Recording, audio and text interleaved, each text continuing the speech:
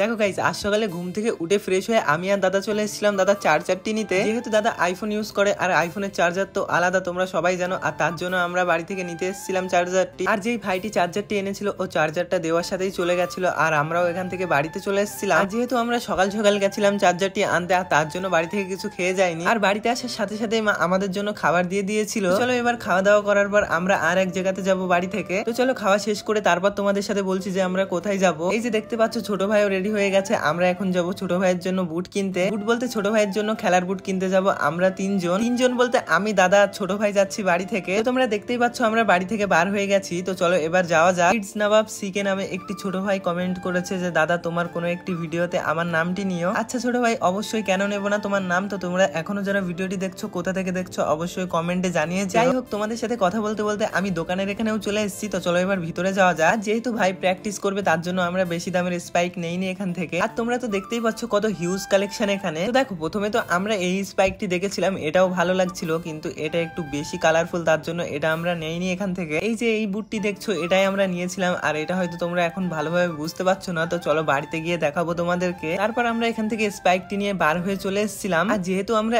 একটা স্পাইক নিতে এসেছিলাম তার জন্য এখানে আমাদের বেশি সময় লাগেনি। তো দেখতেই পেলে আমাদের স্পাইক নেওয়া হয়ে গেছে। তো চলো এবার আমরা এখান থেকে বাড়িতে যাব। আর তোমরা তো জানো আমার বাইকে 3 জন বসলে ভাই কতটা অসুবিধা হয়, আর সেটাই হচ্ছিল আমাদের সাথে। আর তোমরা যারা জানো না তাদেরকে জানিয়ে দিই যে বনগাঁ আমার বাড়ি থেকে মাত্র 4 কিলোমিটার। আর যেহেতু সোজা রাস্তা তার জন্য বেশি সময় লাগেনি আমাদের বাড়িতে আসতে। তো চলো এবার তোমাদেরকে দেখাবো যে কেমন স্পাইক নিলাম আমি ওখান থেকে। আর হ্যাঁ, এই যে স্পাইকটি দেখছো এই স্পাইকটি কেমন হয়েছে অবশ্যই কিন্তু তোমরা কমেন্টে জানিয়ে যেও।